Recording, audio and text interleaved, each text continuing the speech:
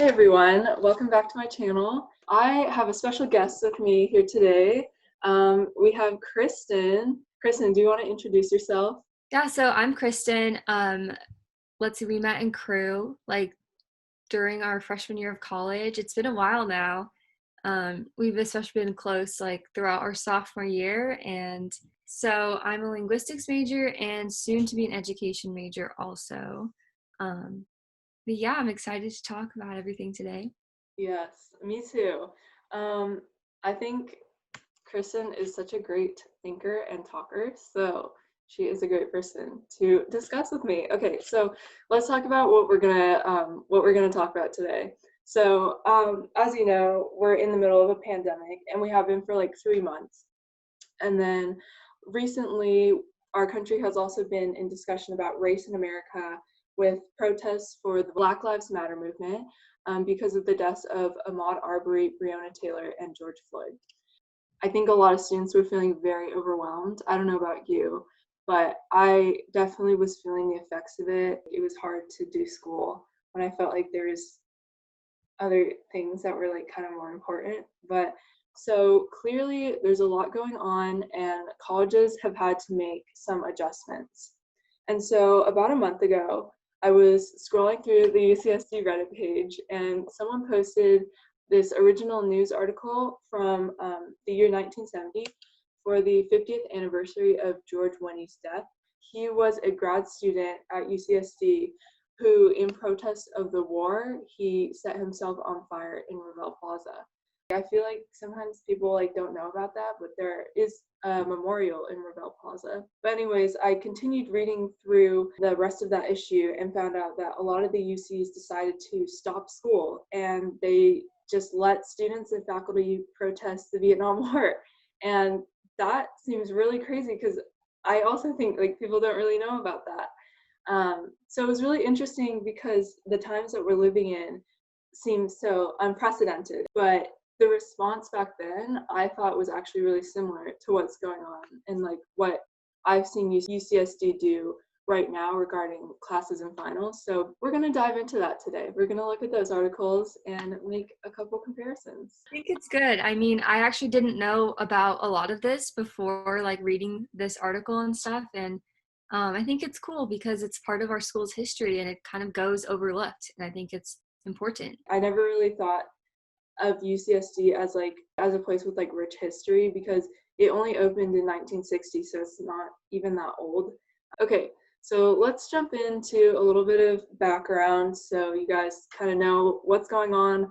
What are we looking at?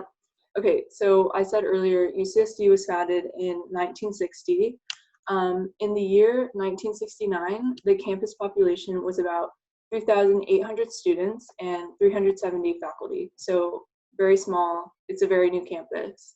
In the year 1970, which is the article that we're going to be looking at, rock music was becoming very popular and also drugs, especially marijuana and psychedelics. The Vietnam War was going on and there were massive protests at college campuses. And then one, I guess, like notable historical event was the Kent State shootings, which happened on May 4th, 1970, where the National Guard came to Kent State to, I don't know what you would call it, police the protests that were going on there. They shot 13 students who were in peaceful protest, and 4 of them died. Also, the governor of California was Ronald Reagan. And then a little bit of what was going on at UCSD. So in the year 1970, Third College, or Marshall College, was founded. That was the year that Geisel Library opened. And our chancellor was William McGill. So he only served from 1968 to 1970. And he ended up accepting the position because he was the chair of the search committee. And there was 5 finalists for the new chancellor, and all of them refused the job. So he was the only one left, and so he basically was forced to become the chancellor. So students were protesting specifically government-sponsored research for war technology. And then President Nixon was also sending troops to Cambodia, so there was a lot of protests about that at the time. Students and faculty participated in teach-ins, which were basically an educational forum on a particular issue, and they were very participatory. Students and faculty were very encouraged to ask questions and speak up, and they weren't limited in time. So the largest anti-Vietnam War teach-in was held at UC Berkeley for 36 hours, and over 30,000 people came. So This is so crazy. yeah. And so I'd never heard of teach-ins before this.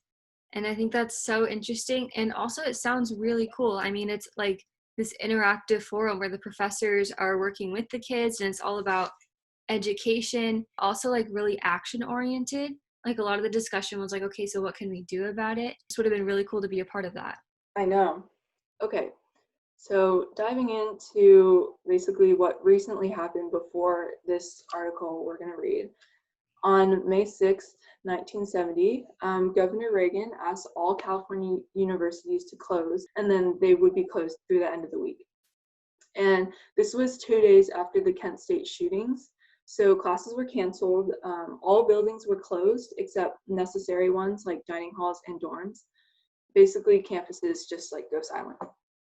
And the New York Times reports that the announcement came as a surprise.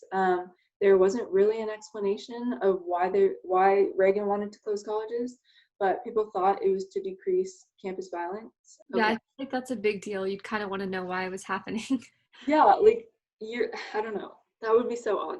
Okay, and then last thing, so I talked to you about this already. George Winnie self-immolated at Revelle Plaza to protest the war, and that was the day that campus reopened after the mandated campus closing. Okay, so this brings us to the actual video content that we're going to talk about. So one of the sections in this Triton Times article is called Alternatives to Classes Sought, and it talks about the different options that the students and professors had during this unprecedented time, right? So there was 4 options for the students. They could keep their current grade as their final grade. They could choose to take it as pass, no pass, or they could take an incomplete and sort of make up their grade later. Or they could complete the course with an exam or a special project, which sort of gave professors flexibility as far as how they wanted to determine the end of that. It was interesting though, because for them, classes really just stopped, right? And if they wanted to continue learning any of that material, they kind of had to do it in, like, they'd have to reach out to their professor and ask for like one-on-one tutoring kind of a thing, which I think that is kind of different. Like that part in itself is, we'd never had classes and teaching stop, only like leniency in that. But that's interesting. Yeah, what were your finals like? What did your professors kind of do? How did they, like, what was their attitude about the end of the quarter? Yeah, so I mean, I took 3 classes. 2 of my professors were immediately like responsive and acknowledged the situation and just made it clear that, like, I understand that you're not focused on my class right now. I understand that there is a lot more going on. And I had them make all of the last assignments were a lot easier on the grading. And then all of my finals ended up being no fault, so that they would only raise our grade and not lower it. So you could, which basically is making it optional, because if you don't do it, nothing happens. What were your finals like? It was kind of the same thing for me. All of my classes said that my final would be no fault, so optional final, and I didn't take any of them. So that was nice. So, okay, the one class that I think was a little bit interesting in terms of their response was MMW. And if you don't know what MMW is, it's the GE writing program for Eleanor Roosevelt College. At first, like my TA emailed us and said he would offer an extension on the final paper. And he was like, yeah, like anything you need. He was really nice about it. So the MMW department came out with a statement and said, I'll read you the email. It says, MMW content are essential components in the learning process that strengthen academic skills and build understanding. Even in this challenging moment, MMW remains committed to this fundamental mission, hoping that it can play some role in promoting a pathway towards positive change. And then my professor specifically emailed us, and he told us, like, I admire you for going out to protest. Like, I think that's a very necessary thing to do. I think it's a little bit ridiculous for you not to be willing to take a little bit of a hit to your grade if you really care about this cause. Like, what do you think about that? Professor said that. I'm actually really surprised by that because, I mean, I love Professor. I think he's a great professor, and he's always been very like I remember one time he told a story where like it was like the worst thing he ever did was staying silent in a moment where he saw some racial prejudice. And so I thought, like, of all people, he would be encouraging his students. And especially MMW is a history course. We look at these moments that change history, and to be living through one of those, I think, it's not asking too much for things in the classroom to change accordingly. I mean, my experience during that week was just, it was overwhelming, the amount of information and just the tragedy, like just being absolutely stunned. I mean, um, recognizing my own privilege and the fact that this was a time that my eyes were opened up to like the systemic problems in our country. To a new level than like before when I had been aware of it, but now really diving into wanting to learn more about systemic racism in America. And it made the things I was learning about in my classes just seem insignificant. And it's not that I stopped learning at all. It was just that I was focused on a more pressing issue, a more right now issue that I'm like, hey, wow, there's an injustice happening that I need to do something about and I haven't been aware of before. So yeah, I am surprised that MMW of all departments wasn't a little bit more supportive, I guess. I mean, especially as we're going to see, other UCs at the time of the Vietnam protests did take way more drastic measures. So it's not like it's not possible. Yeah. I will say, like, MMW did come around. There was like a form letter going around on the internet that you could send to the department to ask them to make adjustments, and they did listen to us. So I will say that. But yeah, I think, okay, one other thing that I wanted to mention was, yeah, so this article, Alternatives to Classes Sought, this was a whole school-wide thing. This was adopted by the academic senate. They voted on it and it passed, and so every single class basically had to do this. But right now it's very much left up to departments. Like, I think for the two of us, we're definitely in the social science realm. I'm in cognitive science and you're in linguistics. And I think I would say that the social sciences are a lot more understanding about these kind of things.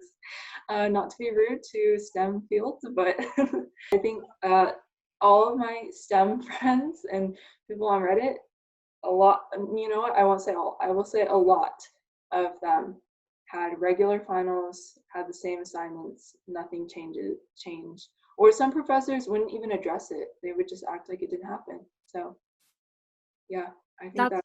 crazy. I think not acknowledging it is just how do you do that?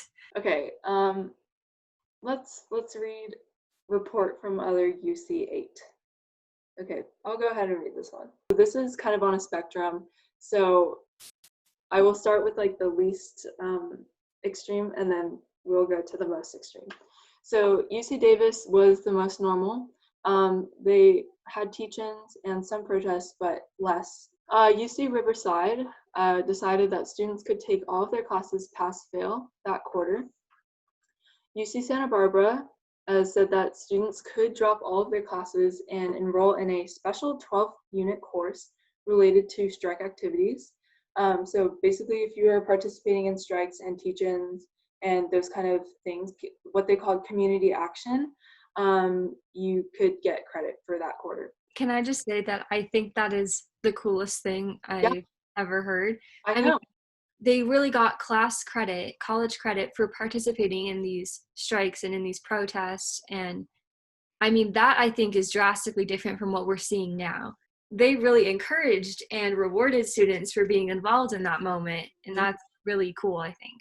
Yes, that's so true. I think, and we can talk about this more later, but it's interesting because I feel like right now, like, there's definitely been a line drawn between the importance of education and the importance of speaking up and protesting. I think that the university has kind of drawn, Mm, but you can see like in the past that they really thought that education and protest went hand in hand, yeah. and that like being involved um, was a part of education. And I think that's true for this moment right now because so many of us are seeking to educate ourselves on these topics of racial injustice and a lot about the policing system that America uses. And um, like, I don't think that it's fair to say that we have stopped learning. I think we've just shifted our focus. So, Definitely. So, okay, Santa Cruz and Irvine did similar things. Berkeley, which is, I would say, the most extreme, they canceled all regular classes for the rest of the quarter. Everyone received a pass grade, and faculty members could go on strike or protest, and they would continue to be paid. So basically, Berkeley shuts down to protest for the rest of the year. And UCLA does a kind of similar thing. I don't know really about like their pay policy or like pass grades, but I think this is pretty similar to UCSD. It wasn't necessarily that you would pass the class automatically, but they basically also shut down to strike for the rest of the year. I have a question. Do you think that maybe we would be seeing a more similar response if we were all on campus and organizing protests on our campus? Because I really think that like COVID keeping campuses empty is kind of a huge detriment to a place where we would see a lot of this action. What do you think? I never considered that. That's really interesting. I think there would have been protests at school. I think that in the midst of COVID-19 and then protests on top of that, I got the sense that professors thought that all of that combined was too much. But I wonder if coronavirus wasn't happening and only protests, then maybe they wouldn't make changes at all. I don't know. What do you think? Yeah, I don't know. I mean, it's hard to say because again, these protests are happening in the context of coronavirus, right? And I feel like it's hard to say that this moment might not even exist without that. Like, I really hope it would. I really hope that like this moment has been a long time coming. And I think if colleges were open, college students throughout history, I think, are prone to be active in protests and anything for social justice.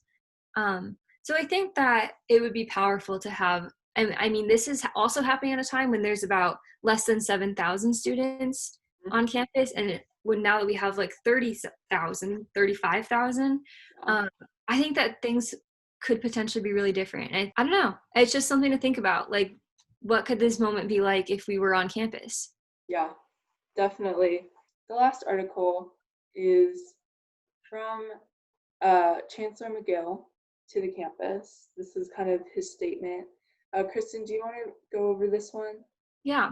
Okay. Okay, so Chancellor McGill's statement to the campus says, I recognize that the events of the past 2 weeks are without precedent in the history of the University of California. There's that word precedent. No academic community can be wholly at peace with itself during the remaining weeks of the academic year. I urge you to deal with the problems involving the conflict of conscience and duty as flexibly as possible and on an individual basis. All the flexibility of the Senate's rules on grading should be placed at the disposal of students who now feel that they cannot continue. Students who seek instruction should be accommodated if necessary on a tutorial basis. He also offered a leave of absence to any faculty who felt that they need it. And he said that no one should be obliged to continue when he cannot, but neither should we seek any technique of protest that coerces others in the exercise of their own consciences.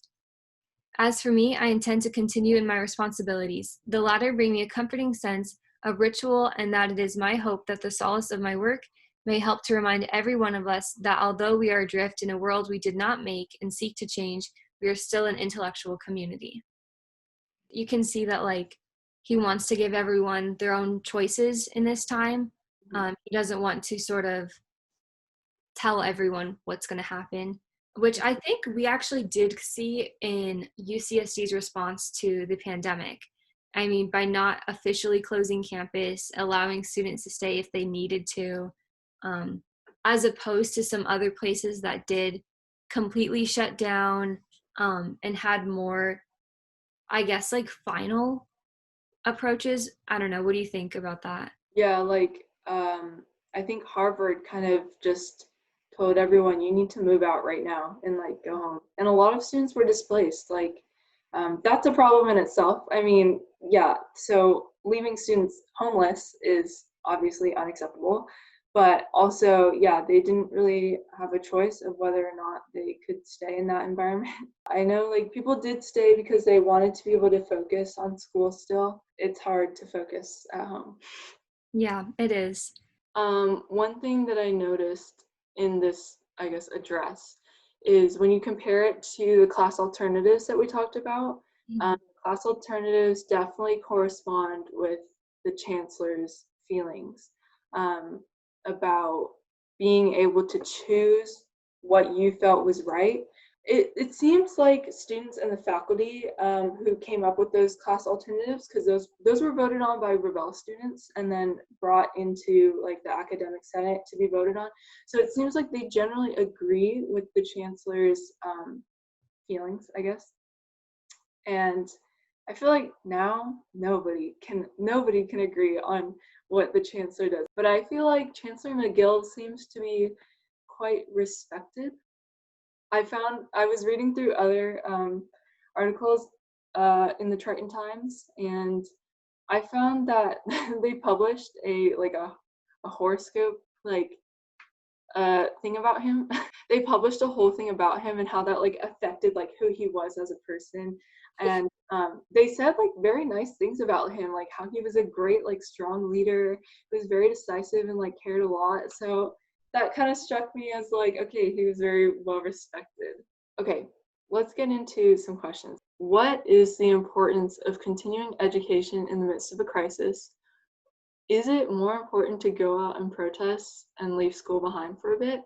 Or is it more important to stay in school? I mean, as an opinion, I think that education doesn't stop in these moments, in these times of protest, but I think, consciously trying to educate ourselves on this issue of racial injustice. If I had been a professor during this time, like I probably would have encouraged my students and given resources to learn about these things. But I think that this is a time, Chancellor McGill said in his statement that we are still an intellectual community, right? And I think that as an intellectual community, we need to be educating ourselves and seeking out resources. I mean, how about the fact that Angela Davis went to UCSD and she's a huge deal, former Black Panther activist and outspoken, warrior for Black lives. And we don't even talk about her. I just recently found out that Angela's space is named after her. Like, Wait, oh yeah, my gosh, I didn't know that. I didn't know that either. I feel like she deserves so much more. She's a professor at UC Santa Cruz now. Mm-hmm. But yeah, I just feel like we have a duty as a campus, as an intellectual community, to be involved and to be involved in an educated way. Something else that was in this Triton Times article, I don't know if you saw it, but so the heads of colleges were able to meet with President Nixon Mm-hmm. and to tell him how the college students were feeling during all of this time. And I just feel like that there is a lot of power in that. And so I do think that taking advantage of these like cultural moments, of these opportunities, comes before regularly scheduled classes, which you can pick up next semester. You know what I'm saying? Mm-hmm. Our school has basically like no Black people. We have 2%, I think. 2% of our student population is Black. That's so few. And I think it really is a responsibility of ours to start this conversation again and do something about it. So it's about more than just us and our own future and GPA and stuff like that. So yeah. Yeah, and I would hope that our university would support that and agree with that, instead of penalizing students, you know? Mm-hmm. I do think that we should try to do it regardless of how it will impact our GPA, like you said. But I would hope that we wouldn't have to make that choice, because I don't think that choosing between an education and being an involved citizen is a fair choice at all, you know? Do you think in today's world we would ever get to the point where, like Berkeley, we would just stop school altogether to protest a cause? Like, what do you think it would take for us to do that? Because I kind of don't see that like happening.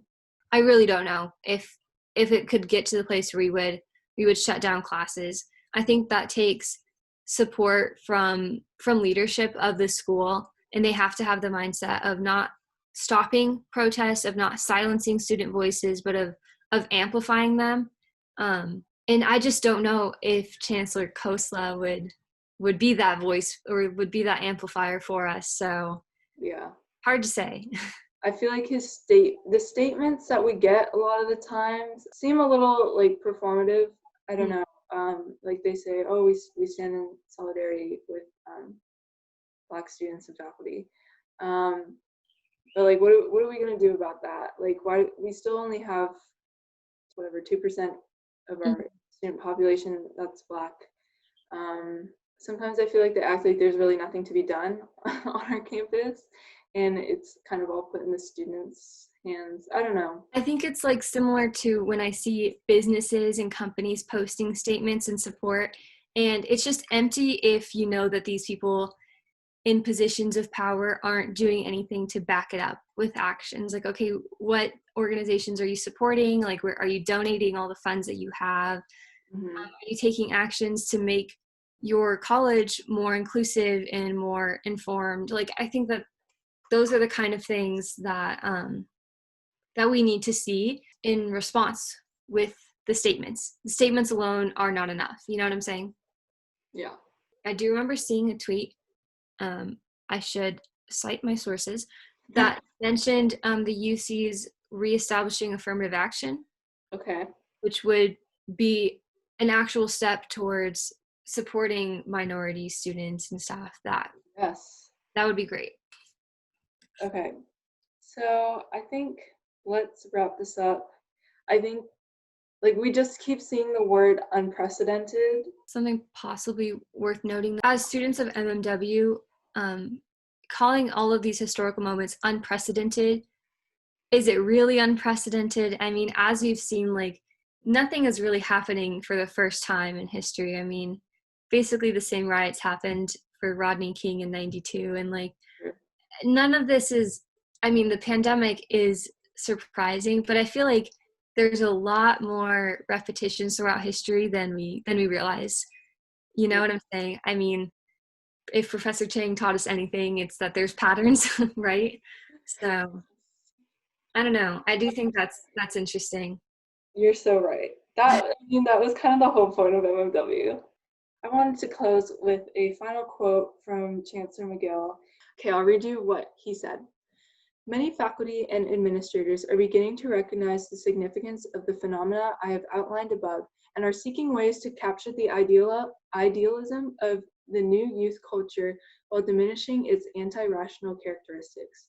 This requires more than mere attention to student attitudes, problems, and needs. It means that we need to come to a deeper understanding of the processes at work within our social structure and the consequent demands that these make on higher education. I think that's perfect. Yeah, it's very fitting. I don't think he could have said it any better. Yeah. Because we do have, that duty to understand the processes at work. And I think that's what a lot of us are realizing right now during this moment today.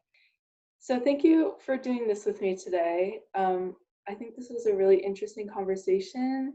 And like we got to talk a lot about history that people don't necessarily know about UCSD.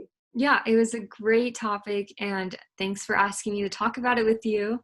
I learned a lot, and it was just so interesting to compare these two times.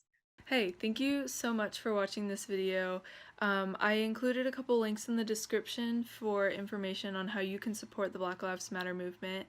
and then as well as all the links to the sources that we talked about in this video if you want to do a little bit of your own digging or you just want to research a little bit more about UCSD history. So anyways, I hope you're having a wonderful summer so far, and I will see you in my next video. Bye!